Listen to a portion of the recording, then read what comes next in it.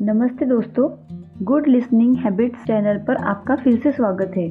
चलिए कुछ अच्छा सुनने की आदत बनाएं। आज की इस ऑडियो बुक में आप सुनने जा रहे हैं इंटरनेशनल बेस्ट बुक सेलर जीत आपकी के अध्याय 2 के बारे में, जिसका शीर्षक है सकारात्मक नजरिया कैसे विकसित करें। आपने इसके पहले के अध्याय नहीं सुने हैं तो आपको उसकी लिंक डिस्क्रिप्शन बॉक्स में मिल जाएगी। आप इस बुक में बताई गई बातों का लाभ अपने कानों में ईयरफोन लगाकर ध्यान से सुनते हुए ले सकते हैं। इससे पहले कि आप इस बुक में बताई गई बातों में खो जाओ, अगर आप हमारे गुड लिसनिंग हैबिट्स चैनल पर नए हो तो जल्दी से इसे सब्सक्राइब करें और बेल आइकन को प्रेस करें। तो चलिए शुरू करते हैं। हमारे सामने मौजूद किसी भी तथ्य से ज़्यादा महत्वपूर्ण उस तथ्य के बारे में हमारा नज़रिया होता है, क्योंकि हमारी सफलता या असफलता उसी से तय होती है। हम बचपन में जो भी नज़रिया अपनाते हैं वो उम्र भर हमारे साथ रहता है। इसमें कोई शक नहीं है कि बचपन में हमारे लिए सकारात्मक नज़रिया बनाना बेहद आसान होता है। अगर पैदाशी मिजाज और बचपन के तजुर्बे से आपका नज़रिया सकारात्मक बन गया है तो हम वाकई खुशकिस्मत हैं। लेकिन जानबूझकर या हालात की वजह से हमारा नज़रिया नकारात्मक बन गया हो तो क्या हम उससे चिपके रहेंगे? कतई नहीं। क्या इसे बदला जा सकता है? हाँ। क्या ऐसा करना आसान होगा? बिल्कुल नहीं। क्या यह करने लायक है? यकीनन। हम सकारात्मक नज़रिया कैसे बना और बरकरार रख सकते हैं, इसके लिए हमको सकारात्मक नज़रिया बनाने के उसूलों से वाकिफ़ होना होगा। दूसरा, सकारात्मक नज़रिया कायम रखने की इच्छा पैदा करनी होगी। 3 नंबर, इन उसूलों को अमल में लाने के लिए अनुशासित तथा निष्ठ होना होगा। हमें जैसा भी माहौल, शिक्षा और तजुर्बा मिला हो, पर बड़े होने के बाद हमारे नज़रिए के लिए कौन जिम्मेदार है? खुद हम। हमें अपना व्यवहार और अपने कामों की जिम्मेदारी कबूल करनी होगी। कुछ लोग किसी गलती के लिए खुद को छोड़कर बाकी सभी को लोगों को दोषी ठहराते हैं। यह हम पर निर्भर करता है कि हर सुबह हम अपना नज़रिया खुद चुनें। नकारात्मक नज़रिए वाले लोग अपनी असफलताओं के लिए अक्सर माँ बाप, शिक्षक, जीवनसाथी, बॉस, सितारों, तकदीर, आर्थिक स्थितियों और सरकार यानी पूरी दुनिया को जिम्मेदार ठहराते रहते हैं। हमको अपने बीते दिनों से आज़ाद होना होगा। हमें अपनी शख्सियत पर जमी धूल को झाड़कर मुख्य धारा में शामिल होना होगा। हमें अपने सपनों की एक मुकम्मल तस्वीर बनाकर आगे बढ़ना होगा। सच्चाई, ईमानदारी और अच्छाई से जुड़े चीज़ों के बारे में सोचने से हमारी सोच सकारात्मक हो जाएगी। नज़रिया बदलने के 8 कदम। अगर हम सकारात्मक नज़रिया बनाना और कायम रखना चाहते हैं तो हमको सावधानीपूर्वक ये कदम उठाने पड़ेंगे। पहला कदम, अपनी सोच बदलें और अच्छाई को खोजें।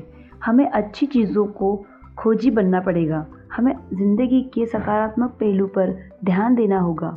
किसी इंसान या किसी हालात के बुरे पहलू के बजाय उसके अच्छे पहलू पर गौर करना शुरू करें। हम में से ज़्यादातर लोगों को अपनी ही सोच का माहौल इस ढंग से ढाल देता है कि हम गलतियाँ और कमियों को ढूंढने के आदी हो चुके होते हैं और इसलिए तस्वीर का अच्छा पहलू हमसे अनदेखा रह जाता है। सोने की तलाश में एंड्रयू कार्नेगी अपने बचपन के दिनों में ही स्कॉटलैंड से अमेरिका चले गए। उन्होंने छोटे मोटे कामों से शुरुआत की और आखिरकार अमेरिका के स्टील बनाने वाली सबसे बड़ी कंपनी के मालिक बन गए। एक ऐसा वक्त आया जब उनके लिए 43 करोड़पति काम करते थे। करोड़ों रुपए इस ज़माने में बहुत होते हैं, लेकिन सन 1920 के आसपास तो उनकी बहुत ज़्यादा कीमत थी। किसी ने कार्नेगी से पूछा, आप लोगों से कैसे पेश आते हैं? उन्होंने जवाब दिया, लोगों से पेश आना काफ़ी हद तक सोने की खुदाई करने जैसा होता है। हमको 1 तोला सोना खोद निकालने के लिए कई मिट्टी हटानी पड़ती है, लेकिन खुदाई करते वक्त हमारा ध्यान मिट्टी पर नहीं बल्कि सोने पर ही रहता है। एंड्रयू कार्नेगी के जवाब में एक बहुत महत्वपूर्ण संदेश छुपा है। हो सकता है कि किसी इंसान या किसी हालात में कोई अच्छी बात साफ तौर पर न दिखाई दे रही हो। ऐसी हालात में हमें उसे गहराई में जाकर तलाशना होगा। हमारा मकसद क्या है? सोना तलाशना। अगर हम किसी इंसान या किसी चीज़ में कमियां ढूंढेंगे तो हमको ढेरों कमियां दिखाई देगी, लेकिन हमें किसी चीज़ की तलाश है, सोने की या मिट्टी की, कमियां ढूंढने वाले तो स्वर्ग में भी कमियां निकाल लेंगे। अधिकतर लोगों को वही मिलता है जिसकी उन्हें तलाश होती है। कुछ लोग हमेशा नकारात्मक पहलू को देखते हैं। नकारात्मक नज़रिया वाले लोग हमेशा नुक्स निकालते हैं। कुछ लोग हर चीज़ में नुक्स निकालते हैं। कोई काम भले ही बहुत अच्छी तरह किया गया हो, पर उन्हें इससे कोई फ़र्क नहीं पड़ता। ऐसे लोगों ने नुक्स निकालने की अपना पेशा बना लिया है। वे पेशेवर आलोचन हैं और इस तरह नुक्ताचीनी करते हैं जैसे कि उन्हें इसके लिए किसी प्रतियोगिता में इनाम मिलने वाला हो। वे हर एक इंसान में और हर एक हालात में कोई ना कोई नुक्स ढूंढ ही लेते हैं। हमें ऐसे लोग हर दफ्तर में और हर परिवार में मिल जाएंगे। वे चारों ओर कमियां ढूंढते हैं और यह बताते फिरते हैं कि चीज़ें भी कितनी बुरी है। वे अपनी समस्याओं के लिए पूरी दुनिया को दोषी मानते हैं। वे लोग दूसरों के दोष पर पानी फेर देते हैं। ऐसे लोगों के लिए एक नाम है। वे लोग ताकत को चूसने वाले कहलाते हैं।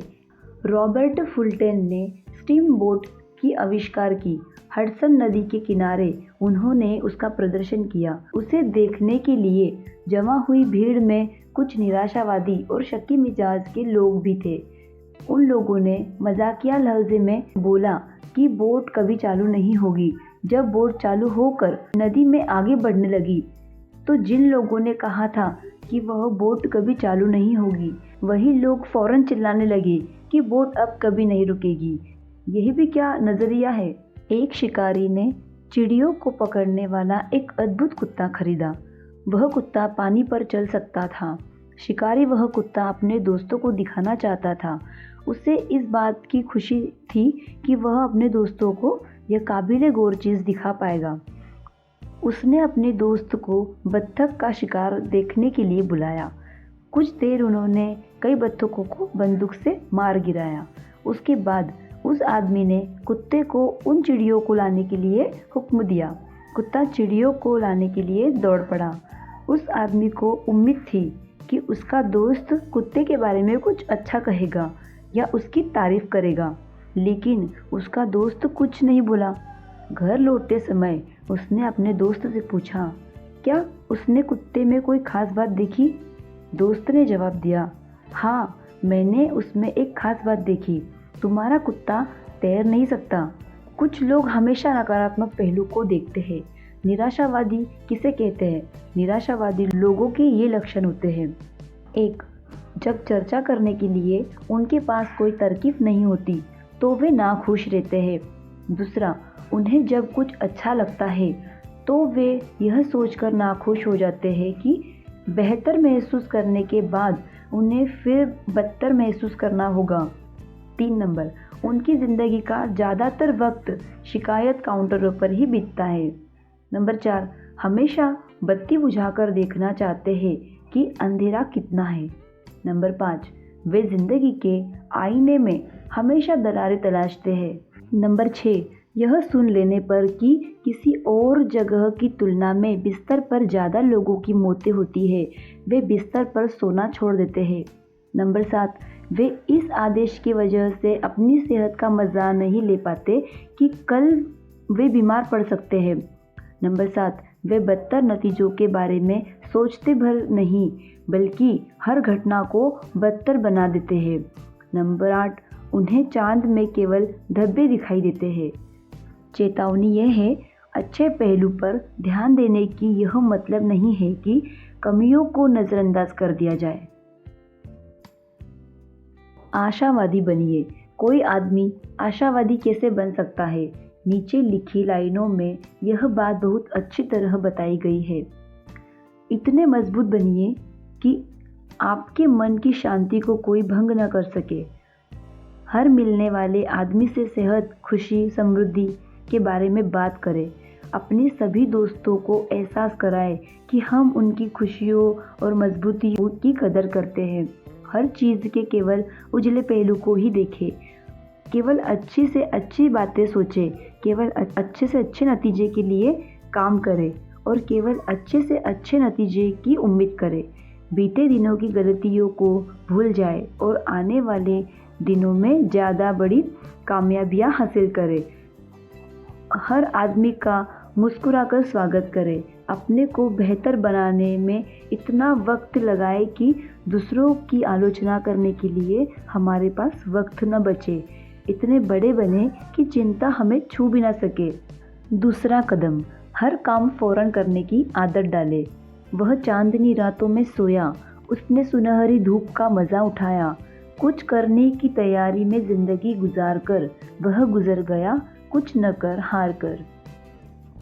हम सभी ज़िंदगी में कभी न कभी टालम टोल करते हैं।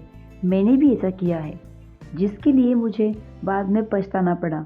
टालम टोल की आदत की वजह से हमारा नज़रिया नकारात्मक बन जाता है।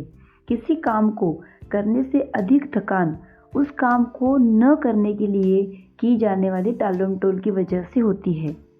कोई भी काम पूरा होने पर खुशहाली लाता है और हौसला बुलंद होता है, जबकि आधा अधूरा काम हमारी हिम्मत को वैसे ही ख़त्म कर देता है जैसे पानी के टैंक में कोई छेद टैंक को खाली कर देता है।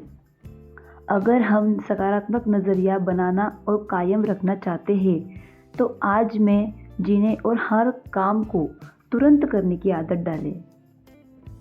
जब मैं बड़ा हो जाऊंगा, यह वैसी ही बात है जैसे कि कोई छोटा बच्चा कहता है, मैं बड़ा होने पर फला काम करूंगा जिससे मुझे खुशियाँ मिलेगी। जब वह बड़ा हो जाता है तो कहता है, मैं खुशियाँ पाने के लिए फला का काम कॉलेज में पढ़ाई करूंगा। पढ़ाई समाप्त करने के बाद कहता है, वह जब कॉलेज की पढ़ाई समाप्त कर लेता है तो कहता है कि उसे खुशियाँ पहली नौकरी हासिल करने पर मिलेगी। पहली नौकरी मिलने के बाद वह कहता है कि उसे खुशियाँ शादी होने के बाद मिलेगी। शादी हो जाने पर वह कहता है उसे खुशियाँ तब मिलेगी जब उसके बच्चे स्कूल में जाने लगेंगे। जब उसके बच्चे स्कूल में पढ़ाई कर लेते हैं तो वह कहता है कि उसे खुशियाँ जब रिटायर्ड हो जाएगा उसके बाद मिलेंगी। रिटायर होने के बाद देखता है उसकी आंखों के सामने पूरी ज़िंदगी गुजर चुकी होती है। वर्तमान में जिए। ज़िंदगी कोई ड्रेस रिहर्सल नहीं है। हम किसी भी दर्शन में विश्वास करते हो, पर हमें ज़िंदगी का खेल खेलने का मौका केवल एक ही बार मिलता है। हम कहाँ हैं और किस दौर में हैं? जवाब है कि इसी दौर में है और यही है। इसलिए हम आज को बेहतर बनाएं और इसका भरपूर आनंद लें। इसका यह मतलब नहीं है कि हमें भविष्य के लिए कोई योजना नहीं बनानी चाहिए। अगर हम अपने नज़रिए को सकारात्मक बनाना चाहते हैं तो टालम टोल की जो आदतें हैं वो छोड़नी पड़ेगी और तुरंत काम करो, पर अमल करना सीखो। जिंदगी में सबसे दुख भरे शब्द है, ऐसा हो सकता था, मुझे ऐसा करना चाहिए था, मैं यह कर सकता था, काश मैंने ऐसा किया होता, अगर मैं थोड़ी और कोशिश करता तो यह काम कर सकता था। जो काम आप आज कर सकते हैं उसे कभी भी कल पर न टालें। मुझे यकीन है कि जीत हासिल करने वाले को भी टालम टोल करने की इच्छा ज़रूर पैदा हुई होगी, पर उन्होंने उसे अपने ऊपर हावी नहीं होने दिया। तीसरा कदम, एहसान मानने का नज़रिया बनाएं। अपनी दिक्कतों के बारे में सोचने की बजाय अपनी सहूलियतों के बारे में सोचें। अपने इर्द गिर्द के फूलों की खुशबू सूंघने के लिए वक्त निकालें। आप कई बार सुने होंगे कि कोई आदमी दुर्घटना की वजह से अंधा या अपाहिज हो गया, लेकिन उसे हार जाने के तौर पर लाखों रुपए मिल गए। हम में से कितने लोग ऐसे आदमी की जगह लेना चाहेंगे? ऐसा चाहने वाला शायद ही कोई होगा। हम शिकायतें करने के इतने आदी हो गए हैं कि इन चीज़ों की ओर हमारा नज़र ही नहीं जाती जो हमारे पास मौजूद है। हमारे पास ऐसी बहुत सारी चीज़ें हैं जिसके लिए हमें शुक्रगुजार होना चाहिए। एक डॉक्टर को शराबियों के एक समूह को संबोधित करने के लिए मेहमान वक्ता के रूप में बुलाया गया। वह उनके सामने कोई ऐसा नमूना पेश करना चाहता था जिससे उन्हें यह एहसास हो कि शराब सेहत के लिए नुकसानदेह होती है। उसने 2 कांच के बर्तन लिए, एक में साफ पानी भरा और दूसरे में शराब भरी। उसने साफ पानी में एक केचुआ डाला।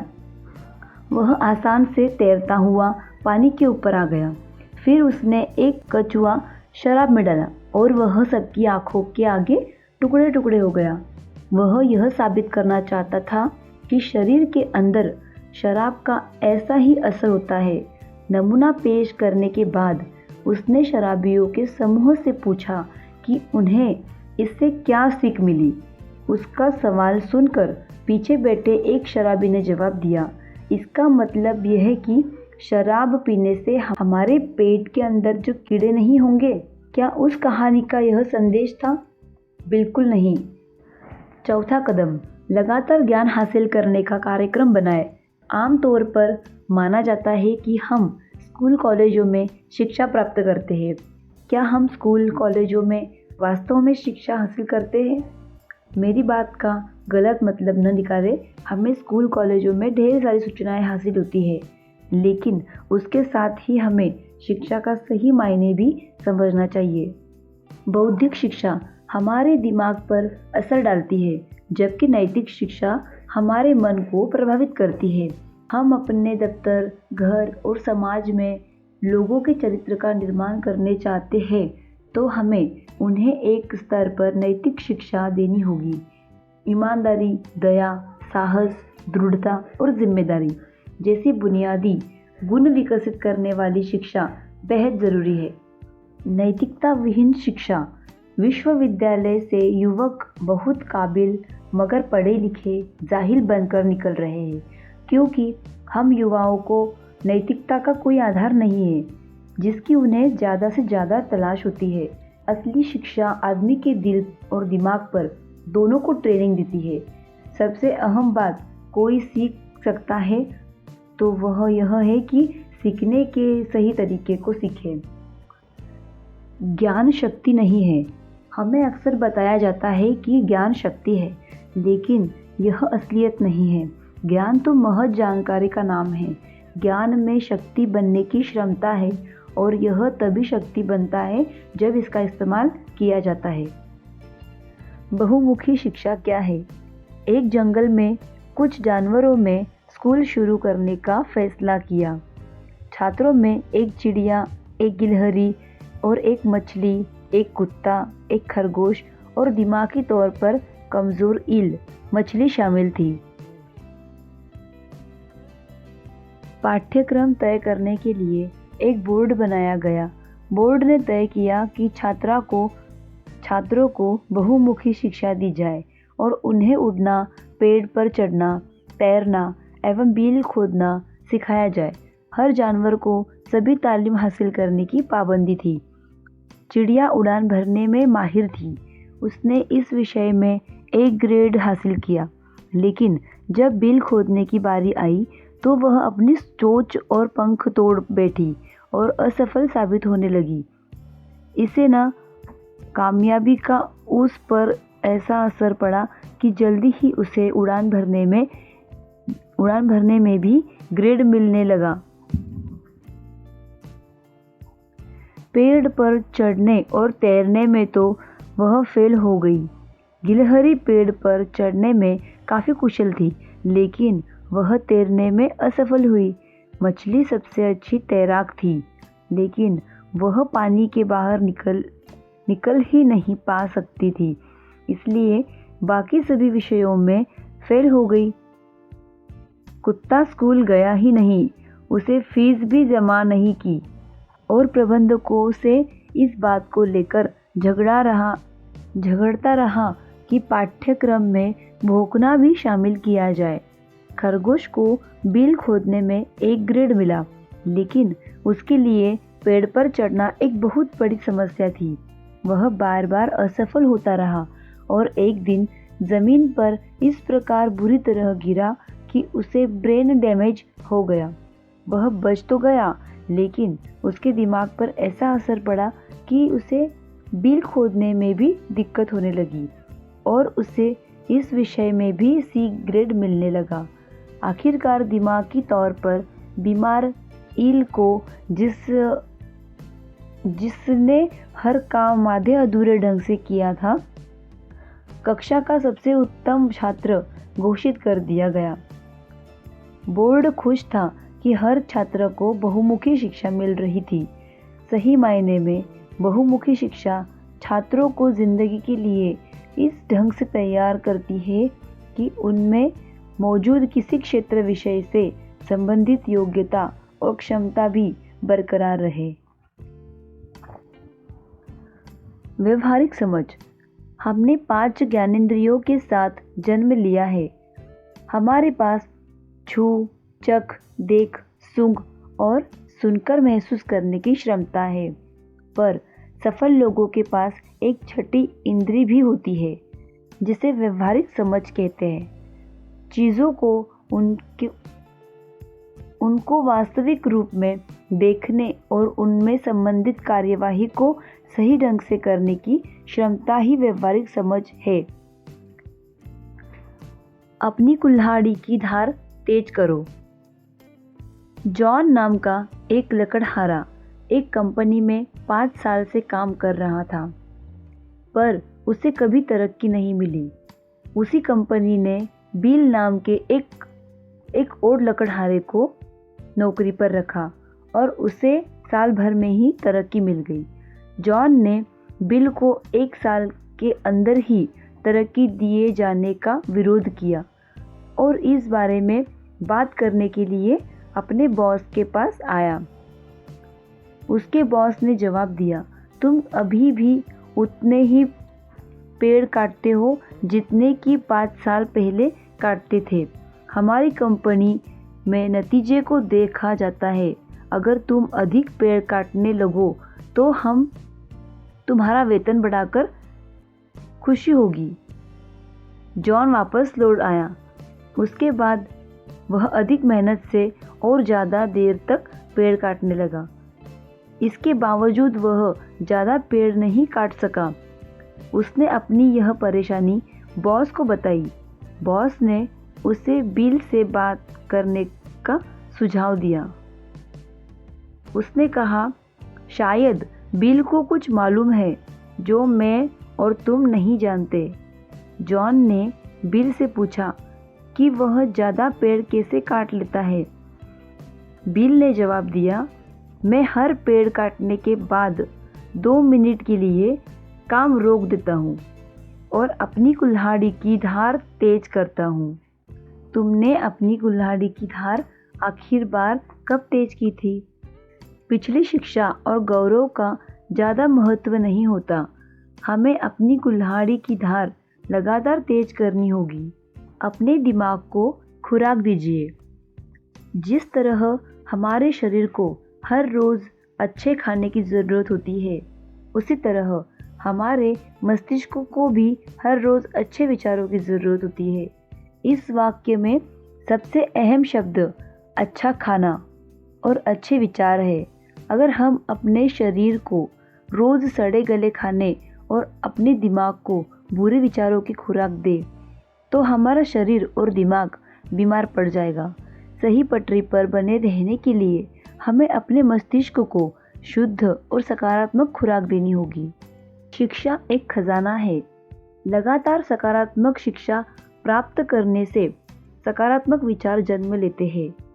सकारात्मक सोच वाले लोग उन खिलाड़ियों की तरह होते हैं जो लगातार अभ्यास करके अपने अंदर ताकत का एक भंडारा जमा कर लेते हैं, जिसका इस्तेमाल वे मुकाबले के वक्त करते हैं। बिना अभ्यास के जब भंडार ही नहीं रहेगा तो वे भरोसा किस पर करेंगे? इसी तरह अच्छी सोच वाले लोग अपने दिमाग को रोज शुद्ध, शक्तिशाली और सकारात्मक विचारों की खुराक देकर अपने अंदर उम्मीदों से भरे नजरिए का एक सुरक्षित भंडार जमा कर लेते हैं। अच्छे स्वाभिमान का निर्माण कीजिए। स्वाभिमान क्या है? स्वाभिमान खुद अपने बारे में महसूस करने का नज़रिया है। जब हम अपने बारे में अच्छा महसूस करते हैं तो हम बेहतर काम करते हैं। घर और दफ्तर में हमारे रिश्ते बेहतर हो जाते हैं। दुनिया हमें ज़्यादा अच्छी लगने लगती है। वजह यह है कि हमारी भावनाओं और व्यवहार में सीधा रिश्ता होता है, क्योंकि हम किसी चीज़ या बात के बारे में जैसा महसूस करेंगे वैसा ही उसके प्रति व्यवहार करेंगे। एक आदमी अपनी नई कार धो रहा था, तभी उसके पड़ोसी ने पूछा, आपने यह कार कब खरीदी? उस आदमी ने जवाब दिया, इसे मेरे भाई ने लिया है। पड़ोसी ने कहा, काश मेरे पास भी ऐसी कार होती। इस पर उस आदमी ने कहा, आपको यह सोचना चाहिए था कि काश मेरा कोई ऐसा भाई होता। पड़ोसी की पत्नी उनकी बातचीत सुन रही थी। उसने बीच में टोक कर कहा, मैं सोचती हूँ काश वह भाई मैं होती। यह सोचने का कितना सकारात्मक नज़रिया है। छठा कदम, नकारात्मक असर से बचे। आजकल के नवयुवक बड़े लोगों के व्यवहार और मीडिया से बहुत जल्दी प्रभावित हो जाते हैं। साथियों का दबाव केवल बच्चों और किशोरों पर ही नहीं, बल्कि बड़े लोगों पर भी असर डालता है। स्वाभिमान की कमी की वजह से लोगों में नहीं धन्यवाद कहकर बुरे असर से दूर रहने की हिम्मत नहीं होती। ये नकारात्मक प्रभाव क्या है? नकारात्मक सोच वाले लोग। एक चील का अंडा किसी तरह एक जंगली मुर्गे के घोंसले में चला गया और बाकी अंडों के साथ मिल गया। समय आने पर अंडा फूटा। चील का बच्चा अंडे से निकलने के बाद यह सोचता हुआ बड़ा हुआ कि वह मुर्गी है। वही उन्हीं कामों को करता जिन्हें मुर्गी करती थी। वह जमीन खोद कर अनाज के दाने चुगता और मुर्गी की तरह कुड़कुड़ाता। वह कुछ फीट से अधिक उड़ान नहीं भरता था, क्योंकि मुर्गी भी ऐसी ही करती थी। एक दिन उसने आकाश में एक चील को बड़ी शान से उड़ते हुए देखा।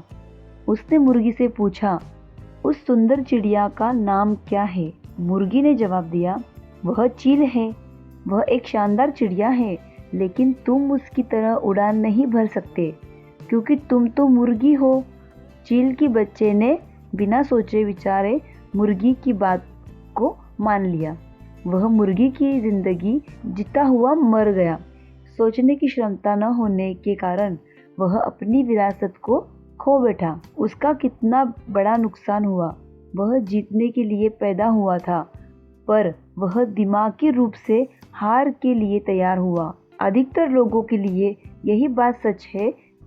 सातवां कदम, ज़रूरी कामों को पसंद करने की आदत डालें। जो ज़रूरी है उसे शुरू करें, फिर जो मुमकिन है वह करें, और आप अचानक पाएंगे कि आप नामुमकिन काम भी कर लेंगे। आठवां कदम, अपने दिन की शुरुआत किसी अच्छे काम से शुरू करें। सुबह के वक्त सबसे पहले कोई अच्छी चीज़ पढ़े या सुने।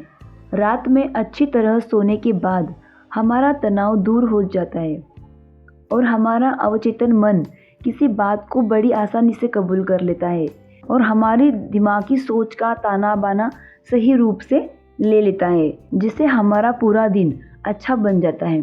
अगर आप अब तक बताए जा चुके 8 तरीकों पर अमल करें तो विजेता बन जाएंगे। ज़रूरी कदम, असफल होने पर आप निराश हो सकते हैं, लेकिन अगर आप कोशिश ही नहीं की तो आपका नाश हो जाएगा। मैं इस अध्याय को उन 8 कदमों को दोहरा के समाप्त करती हूँ जिनके बारे में चर्चा की जा चुकी है। अच्छी चीज़ों की तलाश करें। हर काम फौरन करने की आदत डालें। एहसानमंद होने की नज़रिया बनाएं। लगातार ज्ञान हासिल करने का कार्यक्रम तैयार करें। अच्छे स्वाभिमान का निर्माण करें। नकारात्मक असर से दूर रहें। जो काम ज़रूरी है उन्हें पसंद करने की आदत डालें। अच्छे ढंग से दिन की शुरुआत करें। दोस्तों, यह अध्याय 2 पूरा होता है।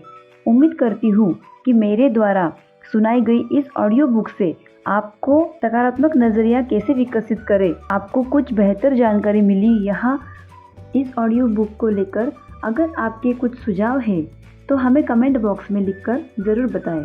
अगर यह ऑडियो बुक आपको अच्छी लगी हो तो लाइक करके हमारा हौसला बढ़ाएं और साथ ही यह ऑडियो बुक अपने उन सभी दोस्तों के साथ ज़रूर शेयर करें जो अपने जीवन से निराश हो चुके हैं। हो सकता है आपका यह एक शेयर उनके जीवन में आशा की नई किरण जगाने में मददगार साबित हो।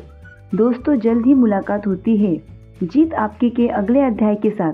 तब तक के लिए गुड लिसनिंग हैबिट्स के इस यूट्यूब चैनल को सब्सक्राइब करें और बेल आइकन को प्रेस करना न भूलें। अंत तक धैर्यपूर्वक मेरे साथ बने रहने और मुझे प्रेमपूर्वक सुनने के लिए आपका तहे दिल से शुक्रिया।